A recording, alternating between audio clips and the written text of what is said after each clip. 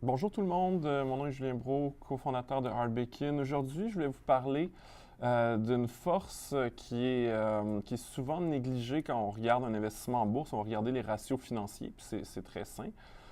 Mais on ne va pas regarder quelque chose que j'appellerais les incitatifs. Tu sais, dans toute la base un peu de l'économie, c'est que les gens réagissent aux incitatifs. Si quelque chose est cher, ils vont avoir tendance à en acheter moins. Si quelque chose est pas cher, ils vont avoir tendance à en acheter plus et potentiellement en gaspiller plus. Aujourd'hui, il y a eu la Théo Taxi, le service de taxi électrique à Montréal, a annoncé qu'il cessait ses activités. Là, je pense qu'il va y avoir une annonce plus tard aujourd'hui. La rumeur veut qu'il se place sous la protection de la faillite.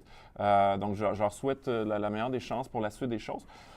Mais selon moi, une des grandes causes de l'échec de ce projet-là, qui est pourtant intéressant, c'est qu'on avait des chauffeurs de taxi qui étaient payés à l'heure. Jusque-là, la plupart des gens sont payés à l'heure, mais c'est quand même des gens qui sont sur la route et qui ont été habitués justement, les chauffeurs de taxi de carrière, à être payés à la course. Donc, plus ils étaient capables d'avoir de clients, plus ils étaient payés. Là, ils se retrouvaient à être payés justement à l'heure. Et moi, j'ai une petite anecdote, c'est très anecdotique. Je cherchais un taxi, il y en avait plusieurs stationnés, un à la suite de l'autre. Et bien entendu, Théo Taxi vient avec du Wi-Fi, c'est des voitures électriques, c'est silencieux. Puis en plus, j'aime beaucoup Alexandre Taillefer qui a parti ce projet-là. Donc, je me suis dirigé tout de suite vers Théo Taxi. Et là, je m'assois et j'explique, je donne mon adresse au chauffeur. Il dit, je ne trouve pas sur le GPS. Je lui répète, je lui épelle mot par mot, je ne trouve pas. Ensuite, il me dit, ben là, je ne trouve pas. Prends un autre taxi. Puis là, je lui dis, c'est quoi cette histoire-là? On s'est engueulé un peu jusqu'à ce que je claque la porte du Théo Taxi, que j'entre dans un taxi d'une autre compagnie de taxi. Je ne sais pas, c'était peut-être.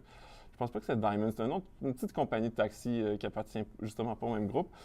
Et là, je donne l'adresse et comme par magie, il a trouvé l'adresse dans son GPS, puis j'ai pas eu besoin de le répéter 20 fois, il est allé me porter. Et l'autre taxi, quand je suis entré, il écoutait, je pense, un film ou quelque chose sur son téléphone. Donc, j'étais en train de le déranger dans sa séance de visionnement, de toute évidence.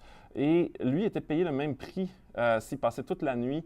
Il était un peu tard. Je dois confesser, mais il était payé le même prix s'il passait toute la nuit à écouter Netflix ou s'il passait toute la nuit à transporter des gens plutôt en état d'ébriété. C'est un gros problème. Et Théo Taxi n'est pas coté en bourse. Cela dit, il va y avoir des compagnies comme Lyft puis Uber qui semblent préparer leur entrée en bourse. Eux, la force des incitatifs est utilisée. Là. Je ne sais pas si les valorisations vont être bonnes, peut-être que ça va être trop cher, mais quand il y a trop de demandes pour un taxi Uber, on va augmenter le prix, donc on va faire diminuer la demande, augmenter les revenus. Et cette augmentation-là des revenus va inciter plus de chauffeurs à entrer sur le réseau, donc ils envoient des messages textes aux chauffeurs et eux vont commencer à offrir leurs services. Donc l'idée, c'est qu'on utilise la puissance des incitatifs, ce qui n'était pas le cas chez Théo Taxi. Mais il y a d'autres compagnies tu sais, en bourse qui est une histoire un peu d'horreur en termes d'incitatifs. Moi, je pense à Zynga, où il y avait des gens, la plupart des revenus venaient de ce qu'on appelle dans le monde du jeu vidéo des baleines. C'est des gens qui dépensaient des centaines, voire des milliers de dollars sur des jeux comme Farmville. Donc, ça détruisait leur santé financière. Je ne sais pas s'il y avait tant de plaisir que ça à dépenser autant sur des petits jeux.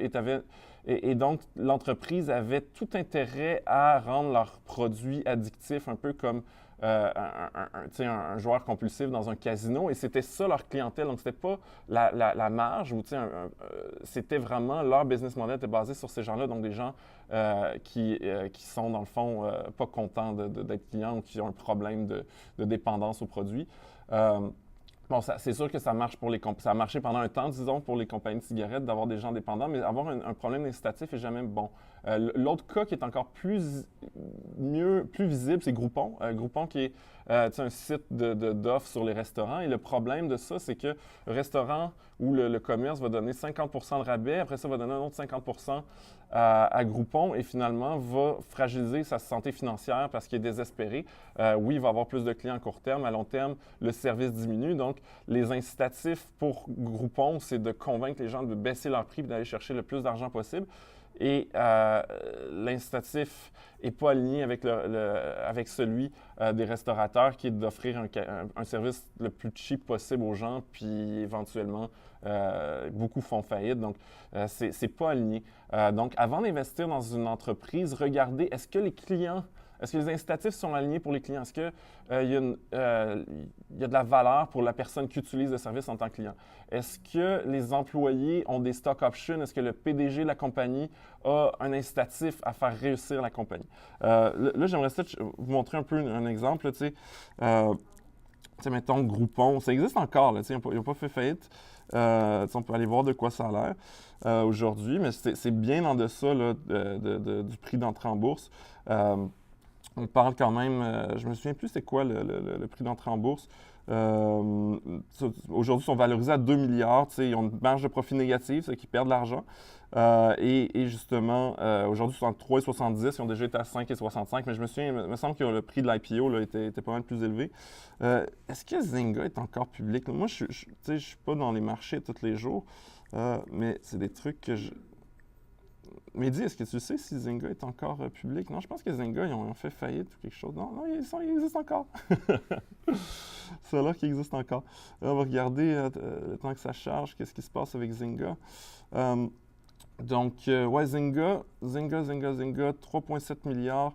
Ratio court-bénéfice, bon, ils sont profitables, mais leur valorisation est extrêmement élevée. Mais c'est quand même, c'est une entreprise qui a perdu beaucoup de valeur là, au courant des dernières années. Et ça serait intéressant de regarder c'est quoi les compagnies où les incitatifs sont alignés. Selon moi, même si eBay n'est pas très sexy, eBay, les vendeurs, ils trouvent leur compte, les clients, ils trouvent leur compte. Je ne suis pas en train de dire que c'est le meilleur stock, il faut regarder les ratios. Tu vois, le ratio est de 15.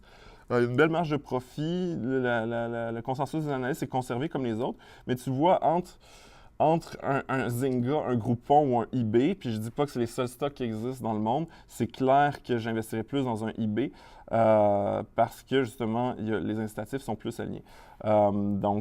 C'est juste une pensée à garder en tête. Puis je dirais que j'ai fait beaucoup d'erreurs quand j'étais investisseur boursier, puis c'était de focuser trop sur des ratios financiers ou des événements particuliers comme un stock split ou quelque chose qui allait arriver et pas réfléchir à est-ce que les clients ils trouvent leur compte, est-ce que les employés poussent puis sont les bonnes personnes, est-ce que les clients ils trouvent leur compte. Donc ça, c'est quelque chose qu'il ne faudrait jamais oublier. Puis on le voit avec Théo, le facteur humain est toujours très important dans une entreprise. Sur ça, je vous souhaite une bonne journée.